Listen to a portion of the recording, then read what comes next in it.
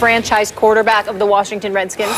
Stephen A., I'm going to say no. I need to see a little more. Kirk came into this year with 18 touchdown passes to 19 career interceptions. He has been way better than I imagined he could ever be. He's led a couple of comebacks at home, but I need to see more on the road. In fact, I want to see more at Philly, and I want to see more at Jerry World in the regular season finale if, in fact, they need to win that game. So I'm not sold, even though I got to give it up to Kirk Cousins. He's been far more of what Mike Shanahan predicted he could be this year. I got to give it up to him because he's having a really, really good year. What is it? Passing for 3,625 yards, 22 touchdowns, 11 interceptions, a 66 QBR. He deserves a lot of credit for that. But I got mixed emotions with what he said because on one hand, you know, I'm sitting there and I'm saying he got a lot of nerves talking about, I don't know, it depends, I want to go where I'm wanted. Well, you got to produce to be wanted.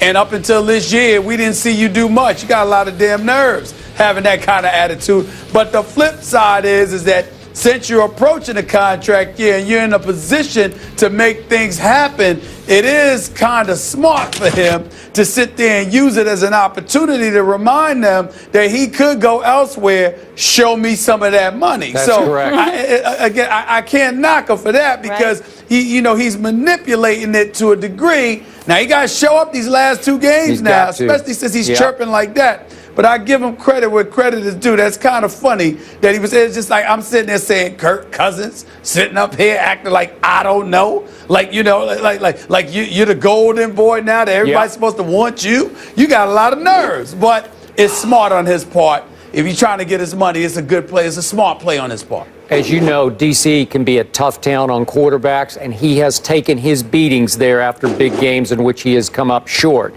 He has been known to throw big interceptions in big games, and yet after the one big win that he had, the comeback, I think, against the Eagles at home, when he came out and yelled at the media, you like that, you like that. So he's got a little chip on his shoulder. Maybe he's a little bitter about how the way he's been mistreated in the past.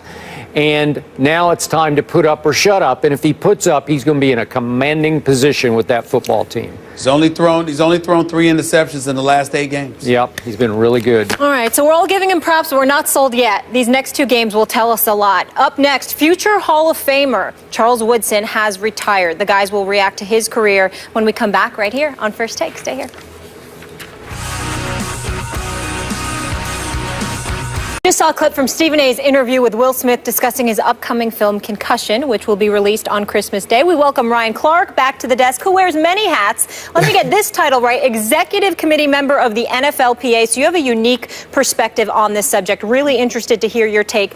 Tell us what this impact, what impact this movie will have on the NFL. Well, I think for us, it's huge because we've talked about it on conference calls already. And, you know, for D. Smith to even say, guys, listen, it's 85 to 90% accurate of things that have happened. Wow. Dr. Malu's research and information, it was hid by the NFL. The NFLPA testified to that, and it led to the loss of two-a-days. It led to the number of padded days being taken down from where they were to having a limit on how many times you can have these guys hit one another. And so a lot of those things that happened in the movie, maybe not the conversation word for word, but the things that went on that will be portrayed in the movie were actual situations that Dr. Malu had to face when trying to bring this information forth. There is going to be people who see this movie and that don't think the NFLPA and NFL has tried to make strides since then. They won't understand the work that has been put in, the research that has been put in, actually by both sides, to try to make this game safer. I think this story needed to be told so they can see maybe how far we've come as opposed to where we were. And this is not my PA hat, not my analyst hat, as a player, as a guy who played this game and who loves this game, whose son plays this game in high school now, even with the understanding that I have, which is far greater than what it was even 5 years ago, through different doctors who we speak to every year in PA meetings, I understand what the fight was then, but I also know, especially as a player, how far we've come to protect ourselves and also educate and give the information needed. And so I think this movie is a good conversation piece, but this movie is not a documentary. No.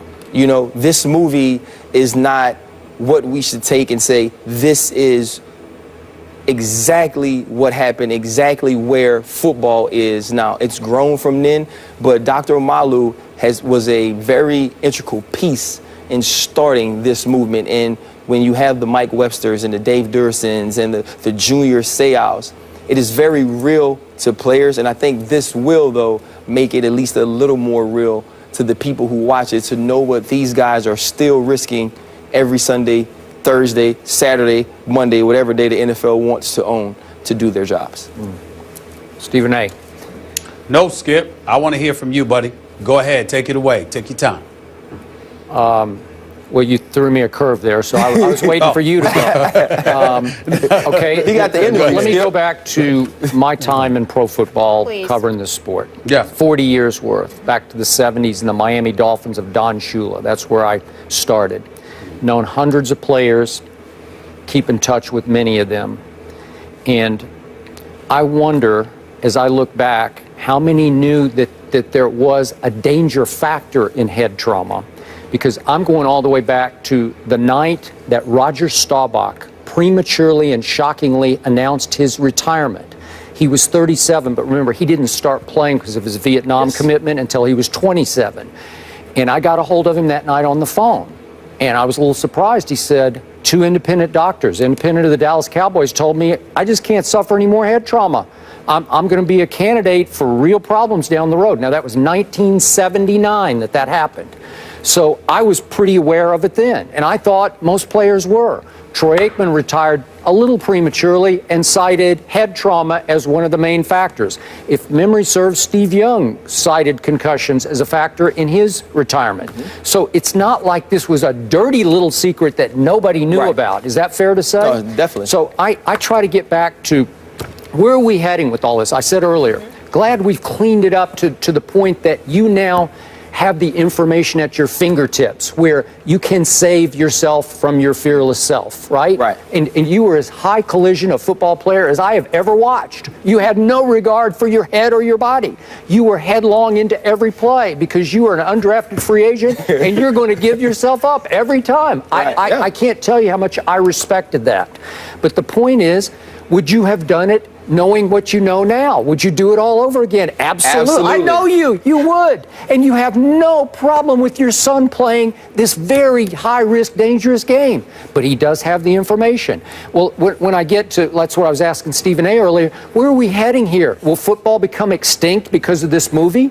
I don't think so. No. I hope not. I just hope we have a little better awareness of where we're heading with all this. Now, right? I think that's the huge reason for making the movie, even listening to Stephen A.'s interview of Will Smith, who said, he said, I'm a fan. He was like, but I believe this story needed to be told. And I think if you do a documentary on Dr. Omalu, nobody watches it. Maybe with a Will Smith backing, you get some people just to notice it. You do need a little artistic license in the story. You're going to have to exaggerate a few things. Because you got to make it entertaining. Yes, you do. Go ahead, Stephen A. Skip, I gotta get back to your question about where are we heading with this. Because, you know, one of our editor, an editor for the show, Chuck Solituro, sent an email pointing out how the NFL balks at funding a major brain study. They backed out. They backed out of a major brain study that they were involved between football and the brain disease.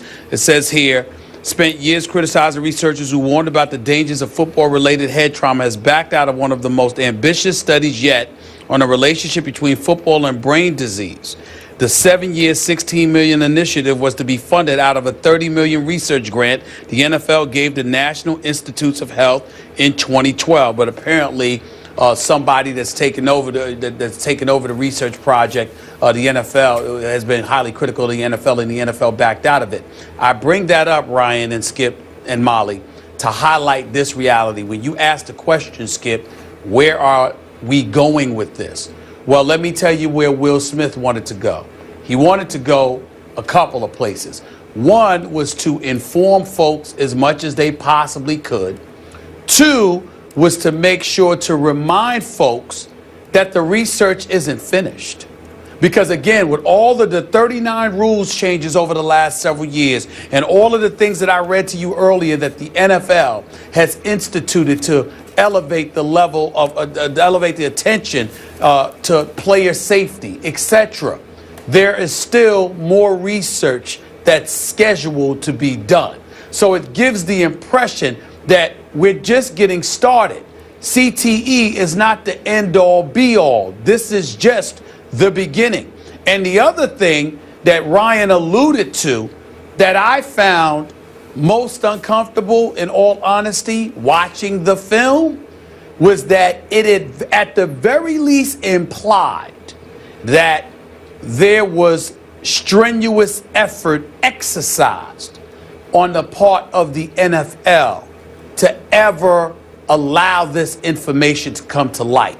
It speaks to Ryan Clark and his willingness to address certain things that the Players Association may feel about the NFL, because I got news for you. When people bring up CTE and they show concerns for the players and they're complaining about somebody, it's usually not the Players Association. It's usually the NFL. And so I think that when you look at those three components that I just brought up, that's where we're going with this. We're going to highlighting or thereby incentivizing the NFL to continue to do more, while also reminding us why they need to do more by talking about CTE, and then further enlightening us about the need for additional research, because CTE may very well just be the beginning and it's not the end. And just because you know more and you learn more about the dangers doesn't mean that you stop. It means that you're more enlightened. We know about the dangers of alcohol. We know about the dangers of cigarettes, tobacco, etc. We know, and people still do it, and it's still multi-billion-dollar business. That's what Will Smith was saying to me. Okay, real quick. The reason the NFL pulled its funding of this new project is that the researcher involved is named Dr. Ann McKee of Boston University. She's a neuropathologist, and a lot of critics of the movie think that she deserved at least as much credit for the early research as Dr. Omalu did, and that she belonged in the movie. So I think it's ironic that the NFL has pulled funds because I think they fear her. Yeah, no, definitely from the PA side, his research was suppressed. It was hidden. It was part of what we used to implement a lot of the things that we've gotten implemented. We are still researching it. We are still funding research to find out more and to know more in order to help the players. I don't know that this movie changes anything or any of that. I think it makes people aware. I think it's a way to also make money using the biggest game in America. But from our standpoint, we still want to protect our players. We still want our players to have the information, but we also still love this game. Yep. Of course. Ryan, thank you so much for your perspective. Appreciate it. And the league did make a $30 million grant in 2012 for concussion research. Just want to add that there. More First Take after the break. Stay with us.